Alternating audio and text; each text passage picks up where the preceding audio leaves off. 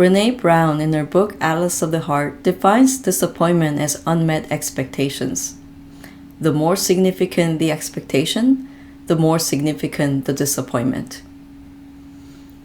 If you're someone who tends to set high standards, you're probably familiar with the feeling or the pain of disappointment. I want to share with you today how to deal with disappointment so you can process it in a healthy way. I'll discuss what to do and what not to do with disappointment. Let's first discuss what not to do with disappointment. A lot of us learn to deal with disappointment by managing our expectations. In other words, we lower or eliminate expectations altogether so we don't feel disappointed. Have you ever done that yourself?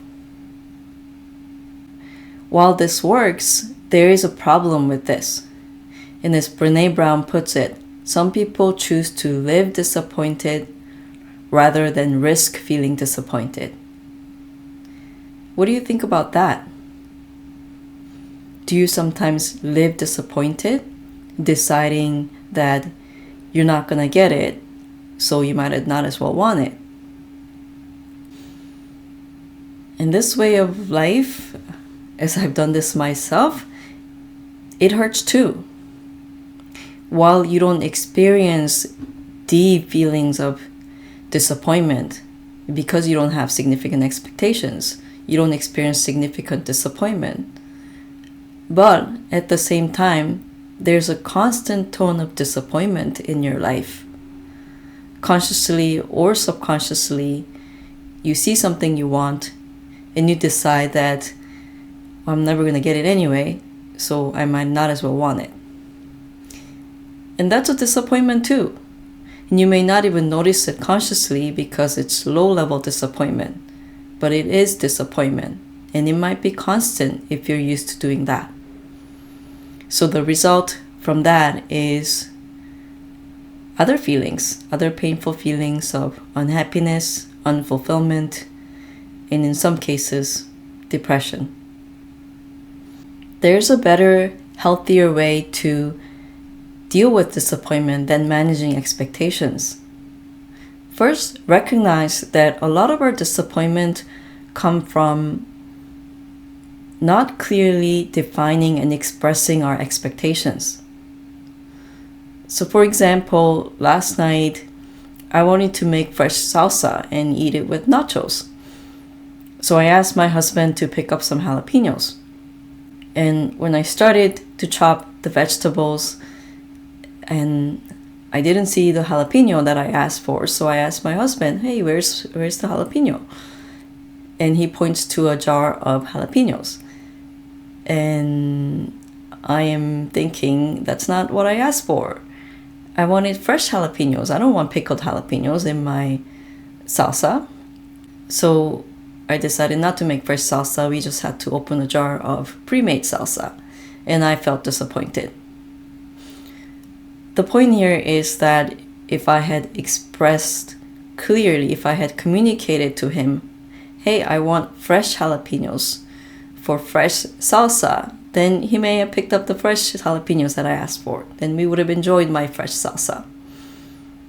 So make your expectations clear whenever you can. Communicate clearly what you want to your significant other, to your spouse, to friends, to colleagues. If you want something done by a certain time, in a certain way, communicate it. And that way, you can reduce the risk of feeling disappointed later on. You might ask at this point, what if I had already communicated my expectations? What if I clearly know what my expectations are and even communicated them? So this is a tough one. This is not easy. But there is an answer. And the answer is decide to feel disappointed and to let it go. A disappointment, as with all the other uncomfortable and perhaps painful emotions, it's part of how we live. It's part of being alive. It's normal to feel disappointed sometimes. We can't eliminate it from our lives, at least without the negative consequences that we mentioned earlier. So you might as well decide for yourself that you're going to feel disappointed from time to time. The good news is, though, that as with all the other emotions, disappointment, the feeling of disappointment is only temporary. So it's going to come and it's going to go. And if you want some tips on how to make that process faster, you can check out some of the other videos on my channel. To make the process easier for yourself, remember to be kind to yourself. It takes a lot of courage to have expectations, to live with expectations. And communicating it takes even more courage. So next time you feel disappointed, instead of telling yourself, I should have never wanted it, I shouldn't have expected it, I was never going to get it anyway, go ahead and celebrate your courage. Recognize how hard it was for you to put yourself out there and to risk feeling disappointed, but you did it. And that might be because you have high standards, you care about doing an excellent job, you care about being dependable, taking care of those around you. So it's hard. It's not easy living that way. So give yourself some credit and be kind to yourself. And tell yourself it's okay to feel disappointed. There's always next time. We learn from this and move on. And that's how we deal with disappointment. I hope you enjoyed this video. Thank you for watching. If you have any questions or thoughts, please feel free to comment below.